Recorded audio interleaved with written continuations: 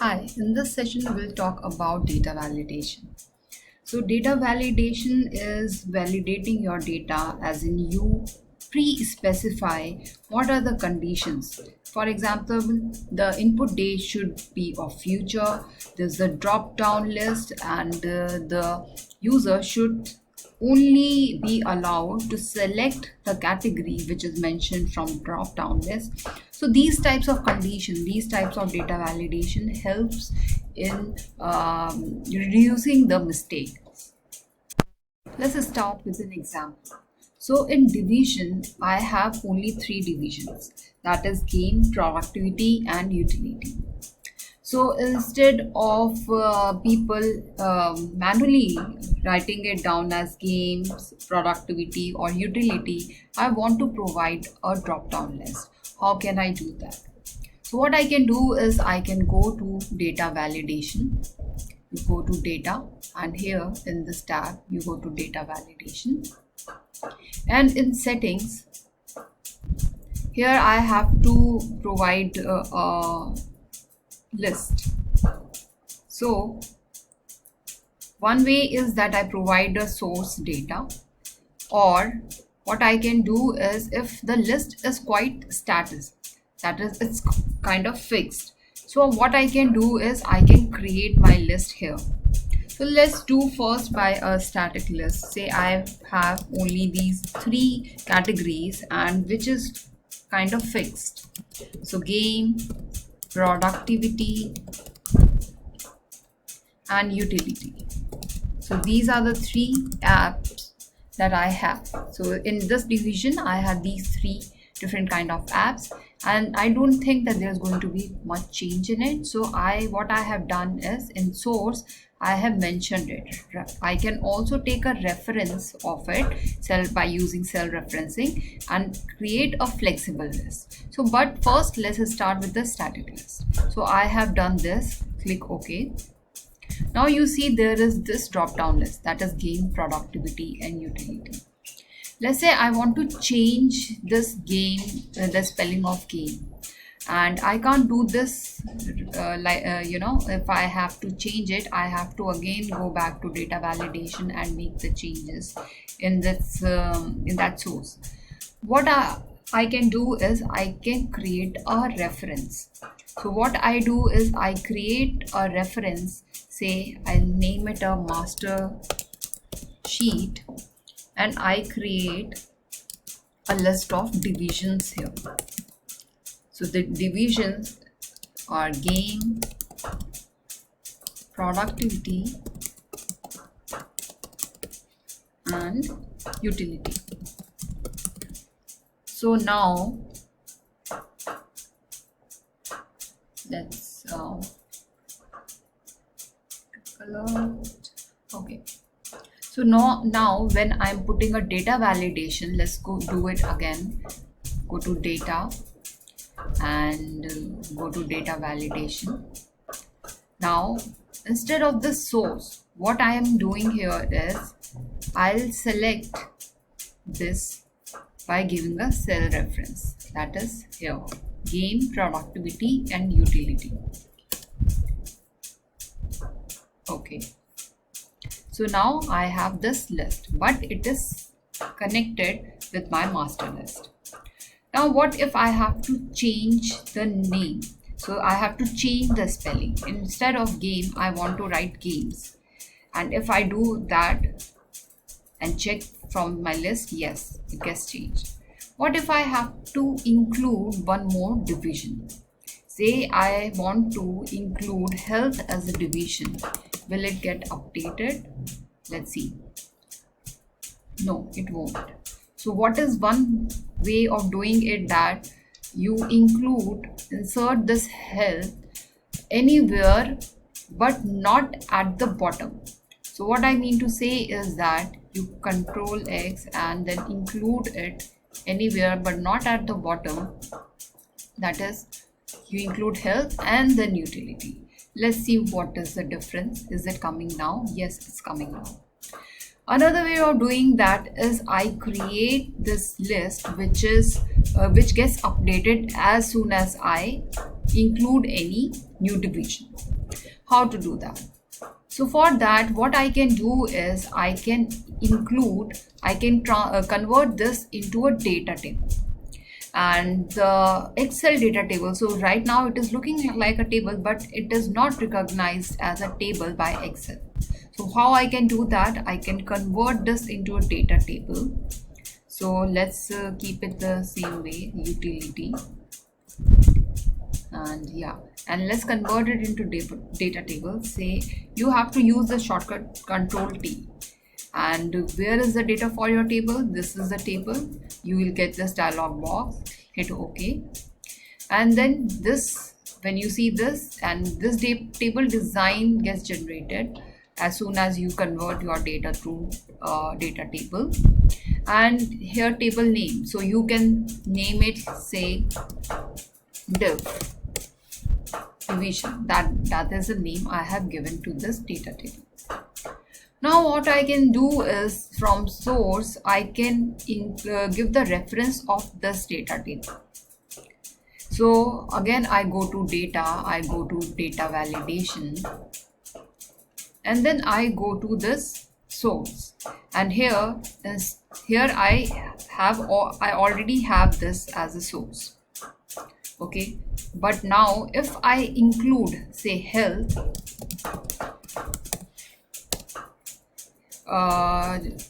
does that get updated here? No, it doesn't. Now what is the problem?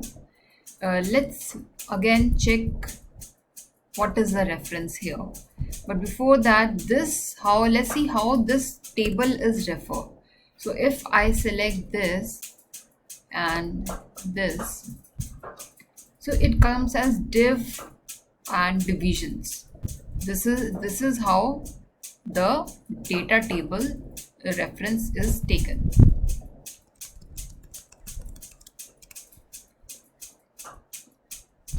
Now what I can do is I can take this as a reference. Just copy this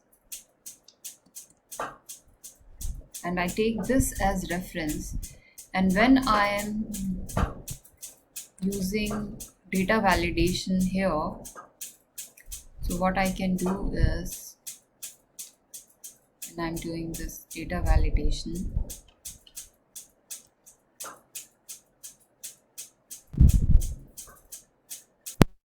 so this is how the reference is done. Let's do one thing. Let's change the name of the table. So I go to home. Let me remove this and let's change the name of the table. And we have this. Let's put it in table. So in table design, we have div. So let's name it as table div. Table div. Okay, so it should be table underscore div. Okay, now let's see how the cell referencing is done. For example, if I have to refer to this table,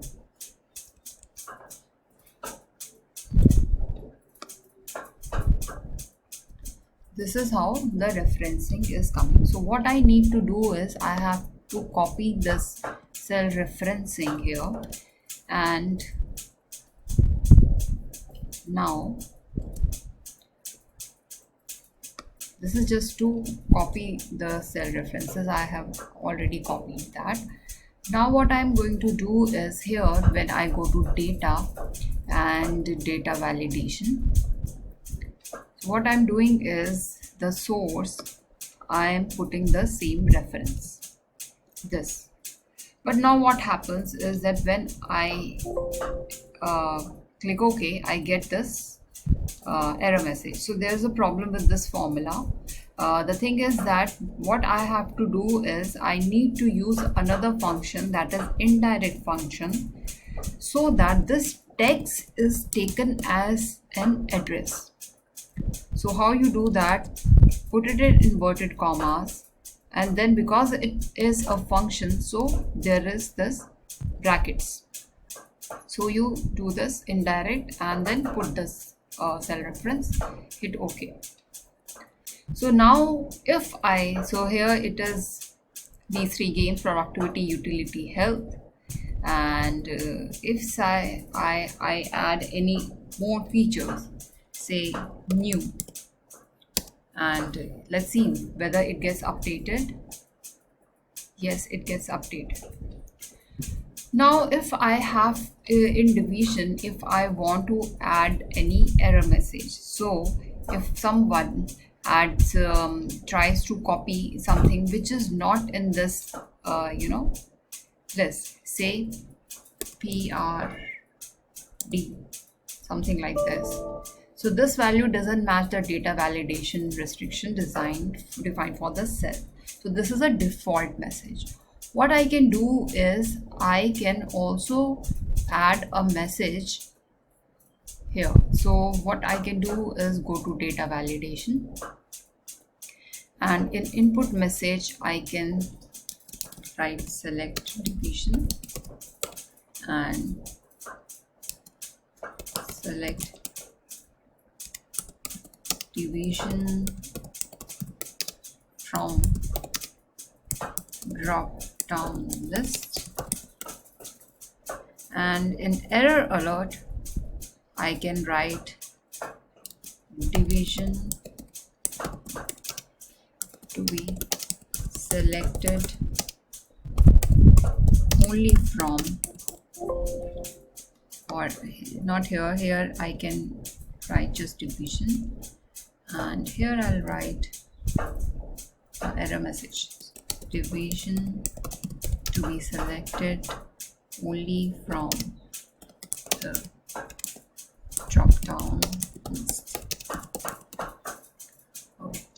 So now you see there is this message, and if I write anything like PRD U something and then hit division to be selected only from the drop down list, I get this error message. Now let's go to project start date. If I want the start date to be of future, I don't want the start date to be of past. So what I can do is I can include that using my data validation. So in data validation, what exactly I have to do is I have to use the date and the start date, and rather than start and end date, you can do that as well. What I'm doing here is it should be equal to, or rather I should say it should be greater than today. So it should be any future date. So today function will update the whatever the date today is, and then it will compare it. So it should be greater than today. It should be only of any future date. Okay. So the start date is should be greater than today.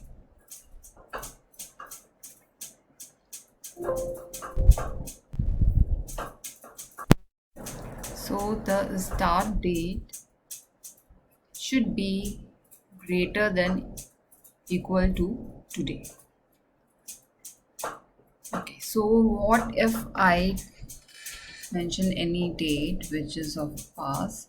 Say if I mention 18/3/2021, so this value doesn't match. So what I am doing here is let's write 18/11/2021. Yes, so that's correct.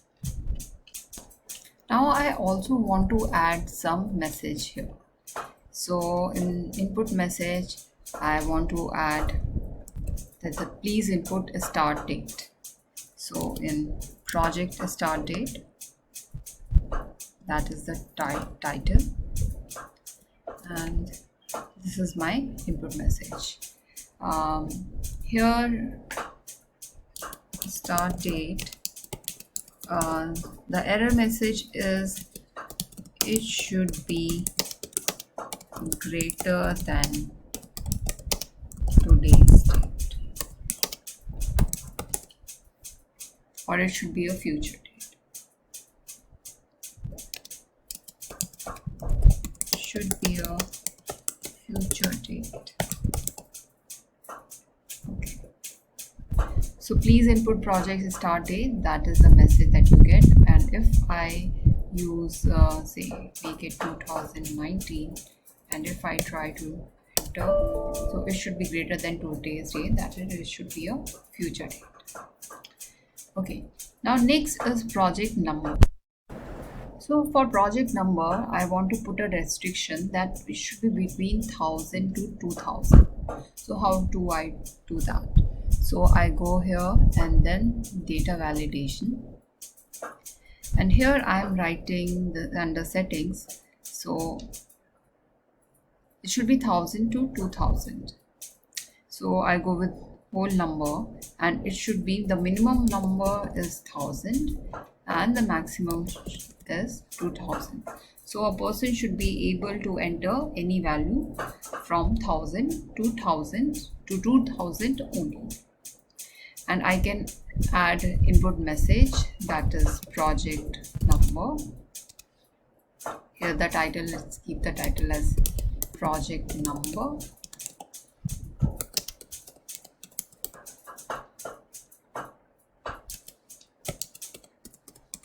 Should be between, or write input message as enter project number here, and error alert is should be between 1000 to 2000. So that is the title, project number. Okay. So if I add, I put any number which is less than 1000, say I put 900, or if I put anything which is greater than 1000, say 2100, so I get this as error message. Let me put it what is written in that range, that is, let's say 2000. So it will take this. Now next is company code. So in company code, I want the code to be of 5 characters. So how can I do that? So I go to data validation and settings, and I want text length. So I'm putting a restriction on text length, and should greater than or equal to, or it should be less than or equal. So I'm saying that it should be equal to 5. That is the length that I'm specifying, neither greater nor smaller. It should be equal to 5. And here the title is on this company code, say enter company code, and in error message I can write should be 5 characters. That is the title for my company code error message. Okay, so if I write 4 5 6 7 8 2, it should be 5 characters. So if I write 4 5 6 7 2, that's 5 character. Yes, let's enter it. Okay, now about project description. Here in project description, what I want is that the description should be at least of 15 characters. So a person should be able to fill here only if the character length is at least 15.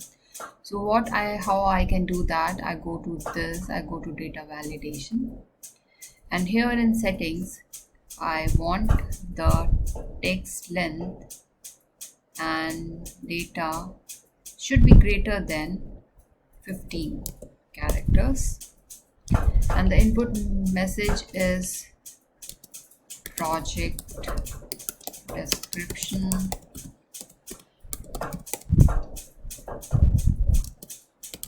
give description of the project, and here in error alert, in project description,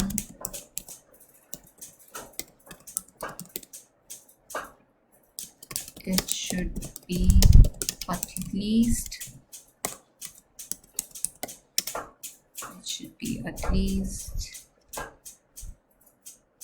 15 characters.